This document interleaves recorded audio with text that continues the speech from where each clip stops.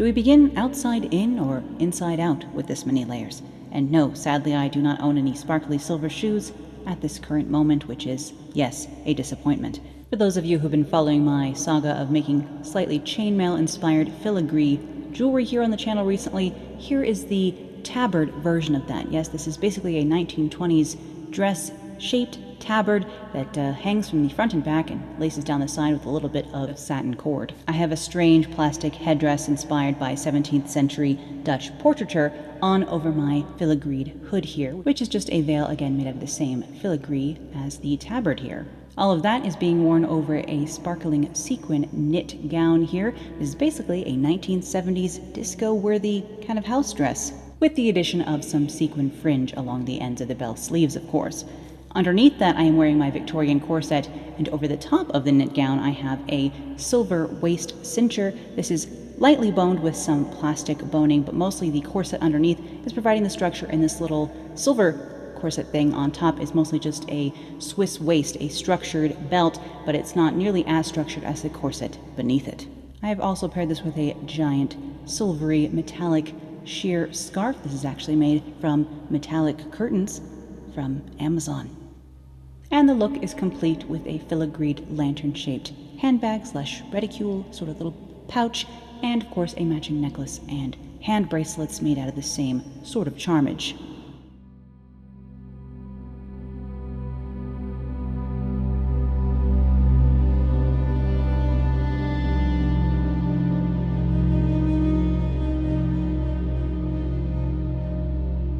Now you remember this lantern handbag, don't you? I made it here on the channel recently, and this look is made up of a lot of older pieces that I've remixed into a sort of rather monastic vibe. As a base, I'm wearing a nice strong shouldered 1940s dress in black cotton sateen that I made here on the channel, so I will link that below. And over that I'm wearing a full length, full circle skirt, again in black sateen. The nice thing about my closet is there's enough black sateen that I can really mix and match. Over that I'm wearing a leather corset belt, I will link this below as well, and two gorgeous Brutalist pendants by VIII, which were gifts that I treasure quite dearly. These long gloves are actually a faux leather, a coated nylon glove from the 1960s, and I just have some simple hat veiling tied around my head over a faux leather cap. Now this capelet is a full circle and has a full rose window printed on it in flock faux velvet heat transfer vinyl, and while the cape itself may be on the short side, the red-lined hood here is absolutely massive.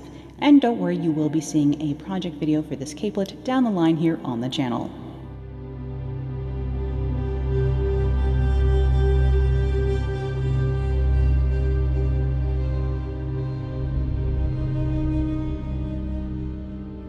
Sticking with a slightly monastic silhouette, here is this delicious cape coat that I made earlier this year over on Patreon. Now don't worry, I will be eventually bringing this video to the channel later in the year. However, currently it is a Patreon exclusive, so if you'd like to see how I put together the pattern and sewed this coat, if you just can't wait, you can check that out over on Patreon. But basically this is an extra long midi-length vest with giant sleeves sewn on over the sleeve caps and attached to the back down the back princess seams. Hopefully you can see what I mean. And the idea behind making this coat was A, because I had seen a Alexander McQueen coat that I was very inspired by, and B, because I needed something I could wear over my dresses that have giant or otherwise strangely shaped sleeves. I paired this look with some red gloves with, again, that same sort of waxy faux leather finish from the 1960s, and this 1960s novelty boxy handbag with huge O-rings, which I just could not resist over on eBay recently. It was actually quite a steal. And I do have one of the Guy Vidal pendants on a thicker chain today over the top of this for that, again, rather clerical vibe. And I will link these knee-high lace-up combat boots for you below because they were an Amazon find, and they're the closest I've ever found to my dream boots, although I am still waiting. But you can see here how this works. This cape coat allows me to have a dress with giant sleeves on underneath.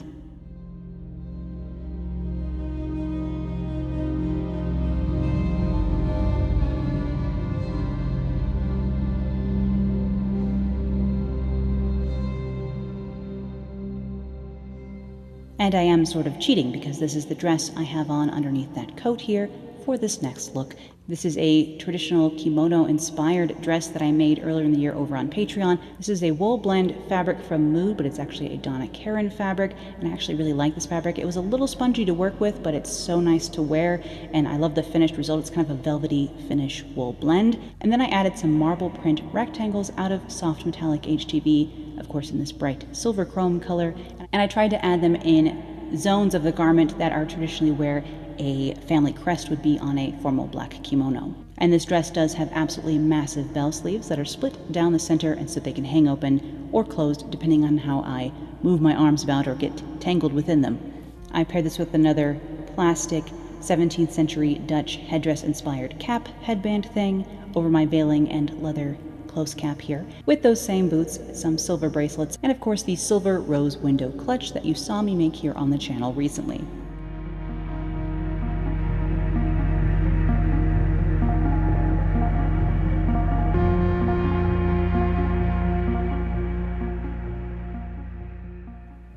And you have seen this jacket, top, blouse, bodice thing before. It's of some debate what we call a short-sleeved jacket.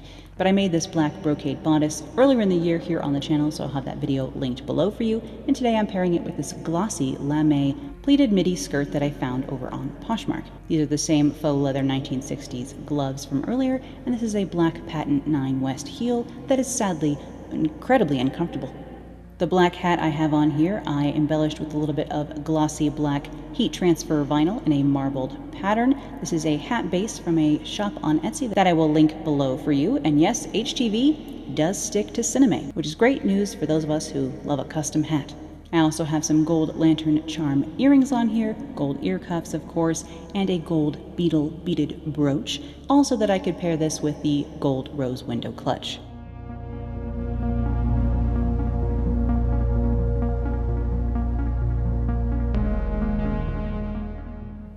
And we have another pleated skirt here, this time in a, of course, dark pewtery silver color that I picked up out thrifting, probably over a year ago now.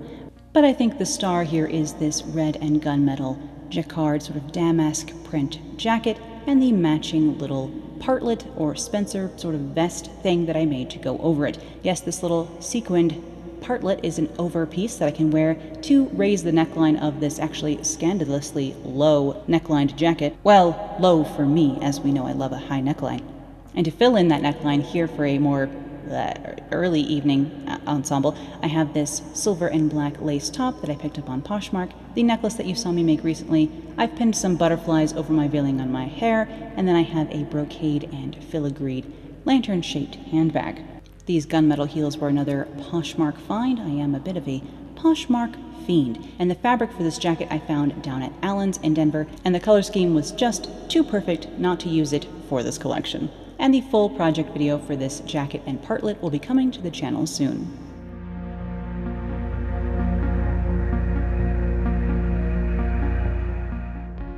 And keeping with absolutely fabulous fabrics, here is the same exact pattern, slightly modified. The peplum is a little bit different, and of course I've put a small tulip sleeve on this version, but otherwise the jacket pattern is mainly the same, as is the pattern for the partlet that I have on here. Of course, this hat covered in plastic butterflies is a completely different departure, I'll grant you. I will link this fabric below for you. It does come in several colors, and I've actually invested in a few. I have more of this here in my stash because it is absolutely gorgeous and actually sews up quite beautifully, gives me no trouble at all, which is how I ended up making 3 pieces out of this exact fabric. This pencil skirt, this little short-sleeved jacket, oh, actually 4 if we count also the matching partlet here, and I'm wearing these over a lace mock neck, and of course we'll see a longer skirt out of the same fabric later on. And in addition to my silly, shiny butterfly fascinator hat here, I also have on some jeweled Betsy Johnson heels that I will link below for you, and I'm carrying my 1990s black beaded fringe bag that again was a Poshmark find. And to say that I'm in love with this outfit would be an understatement.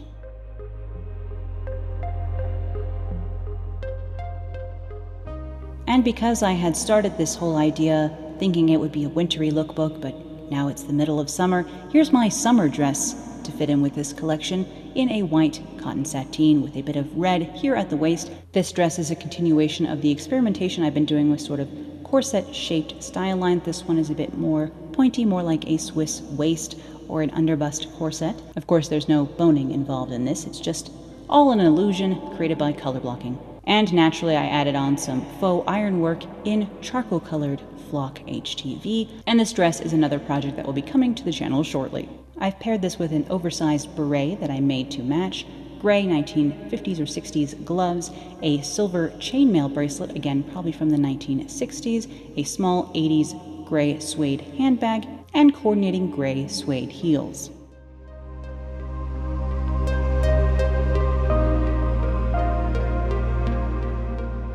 How many shiny butterfly hats is too many? I mean, this one you can also wear as a mask, and it has a long ostrich feather barb antenna going on for that fully Mugler inspired effect. And actually these antennae are so long that I kept hitting the low ceilings of the basement down here while I was wearing this ensemble. Though this little hat really pales next to a fully customized vinyl coat here. This is a black cotton sateen coat dress that I made, covered in samurai armor inspired motifs cut out of glossy black HTV. And yes, a coat dress. It's kind of a dress, it's kind of a coat. Here I'm wearing it mostly half closed over a matching black vinyl pencil skirt, of course. And I paired this with red leather gloves and a vintage red leather box handbag. I'll talk more about the inspirations and execution behind this coat, and of course include the pattern making and sewing process in a full project video soon.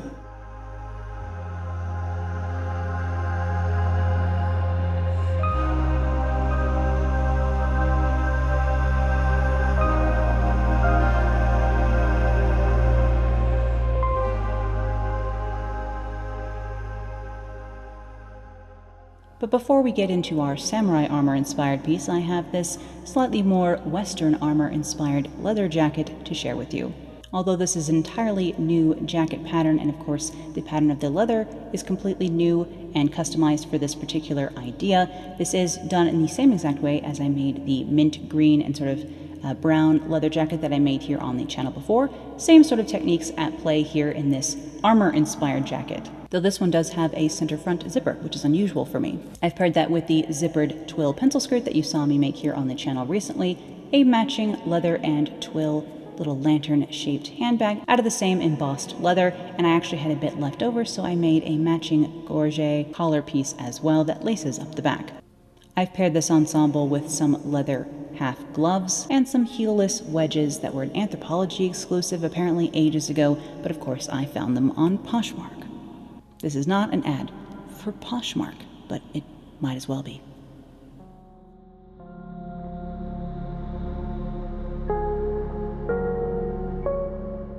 And here we have another marble patterned brocade jacquarded fabric, this time again from China, and this one is a more traditional Chinese brocade, which means it was a little bit less fun to work with and is a little bit less crisp in the end, but I really do love the silhouette of this suit. I made both this asymmetric draped skirt and this matching asymmetric jacket with its two different sided peplum here. This side has 3 layers, the other side is just the short layer. As you can see, it's sort of bug inspired, Mugler 1997 inspired, if you are a fashion aficionado, as I tend to be.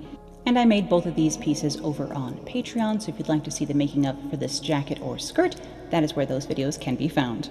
And again, I have my vinyl embellished short crowned hat on here over some veiling. I have my red and silver shield beetle paired with this, some jewelry from a shop I really love over on Etsy called Gothic Orb Jewelry. I will go ahead and link them below. And then I have the red rose window clutch paired with this look.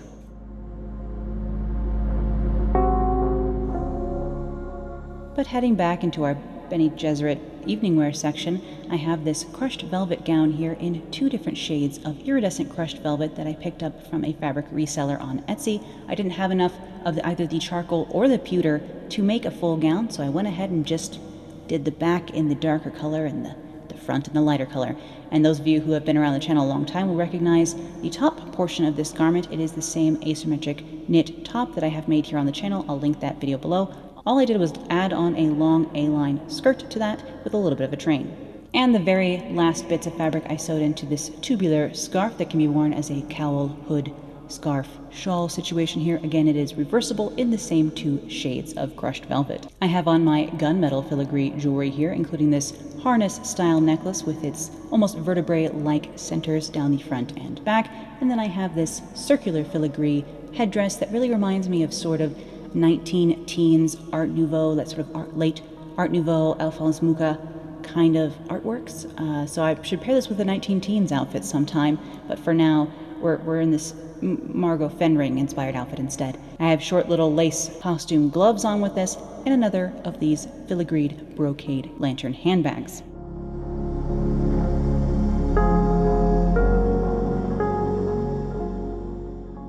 And speaking of Priestess Disco, can you tell I'm a big Florence and the Machine fan? Which Priestess Disco sounds right up her alley, honestly. This is a giant metallic linen scarf made out of a Robert Kaufman metallic Essex linen that I, of course, have added a silver soft metallic HTV decal to. This design is actually a pine and wisteria motif that was taken from a historic example of a kimono stencil.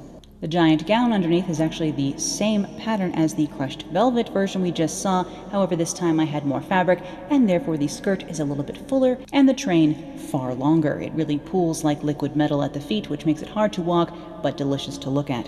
And without my chainmail hood here, it starts to look a little bit more modern, but really it's just quite fun to swish around in. I found this particular sparkling knit fabric from Fashion Fabrics Club, and I will link it below. It also comes in gold. I made a simple little cowl wimple scarf thing that I could wear for my full disco nun effect here, like so, that I can wear underneath and sort of protect my hair a tiny bit from all of the jump rings going on these filigreed chainmail / jewelry weird headpieces fails that I was making. And here is a gunmetal version of one of those. I do think these are quite fun. Again, not the most practical piece in my wardrobe, but you never know when you might be invited to a medieval masquerade at a Gothic ruined cathedral, and again, you'll need to have something to wear.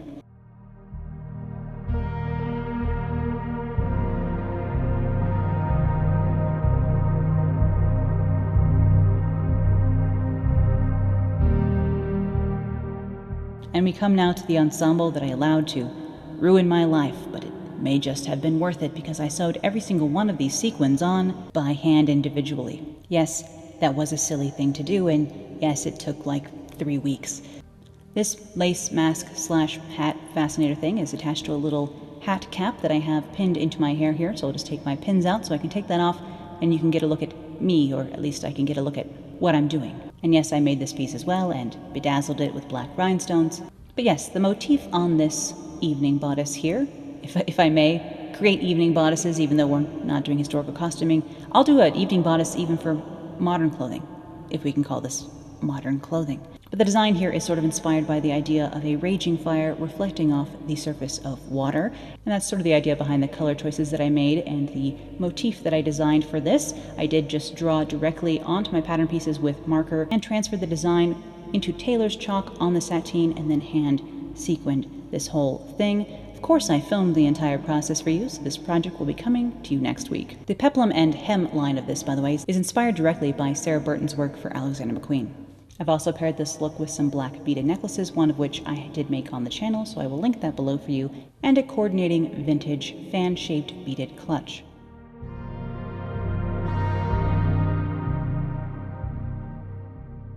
Remember I said that black and gold marble brocade jacket from earlier had a lower neckline, and here it is without a top underneath it, so you can see I wasn't fibbing. And this is the exact same mermaid skirt pattern that last skirt was made out of, so again, if you watch that other video, that is exactly the same pattern and process I used to make this gold brocade version as well. Gold and black. It's marbled, it's iridescent, it's absolutely delicious. Again, this fabric is linked below for you. I'm so sorry, you're gonna want at least a couple of yards.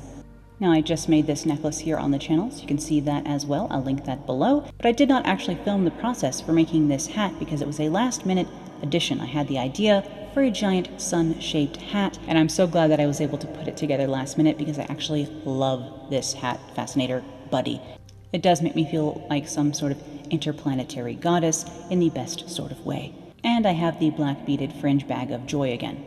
I am super extra thrilled with how this ensemble came out, and I really need to go to the ballet or opera or some other sort of formal occasion where I can wear at least this ensemble, if not perhaps the hat, because, of course, this would block anyone sitting behind me from any sort of performance, unfortunately.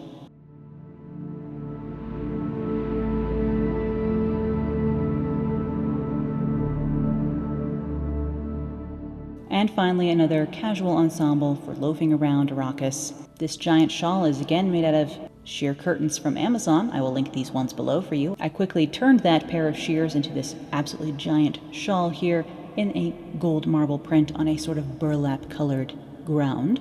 I have another of my filigree and beaded veils on here. This one has lots of dangly bits and almost necklace drapes in the front. I have a filigreed and beaded lantern handbag here in black and gold as well. I also have on the hand bracelets that I made recently here on the channel to match this veil, which I can go ahead and slip off here so we can see how my hair is doing under, and oh no. But this is the gold knit piqué gown I made here recently on the channel. Yes, this is a 1940s inspired dolman sleeved evening gown underneath all of this as the sort of base layer for this ensemble. Then I have my velvet scarf tabard that I made for Arcana on over the top here. I was surprised how well these went together when I tried this on for the first time, layered this tabard on over this gown. I'm super thrilled with the combination. And my giant shawl kept getting caught up here on my crown, which lends a rather otherworldly effect anyhow, so we'll just say that I planned it that way.